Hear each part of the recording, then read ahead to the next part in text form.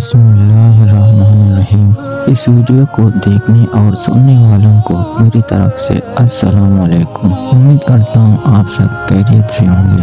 آج کا موضوع ہمارا یہ ہے عذاب قبر کا عبرت انگیز واقعہ۔ مولوی مصطفیٰ ایک واقعہ بیان کرتے ہیں کہ دلی میں جمنا میں سیلاب آیا جس سے قریب کے قبرستان کے کچھ قبریں اکھڑ گئیں۔ ایک قبر کھلی تو کچھ لوگوں نے دیکھا کہ مردہ پڑا ہوا ہے اور اس کی پیشانی پر ایک چھوٹا سا کیڑا ہے۔ وہ جب ڈنگ مارتا ہے تو پوری لاش لرز جاتی ہے، ٹھہرا جاتی ہے اور اس کا رنگ بدل جاتا ہے۔ تھوڑی دیر بعد جب وہ لاش اپنی اصلی کیفیت پر آ جاتی ہے تو وہ پھر ڈنگ مارتا ہے، لاش کی پھر وہی کیفیت ہو جاتی ہے۔ سب دیکھ رہے ہیں اور حیران ہیں۔ تو مولوی مصطفیٰ صاحب فرماتے تھے کہ میں سمجھ گیا کہ یہ اس دنیا کا کیڑا نہیں بلکہ دوزخ کے عذاب کی شکل ہے۔ میں نے سوچا کہ صاحب قبر کے لیے دوسرا علاج ہے۔ قریب جا کر ہمت کر کے بیٹھا اور کچھ سورتیں یاسین شریف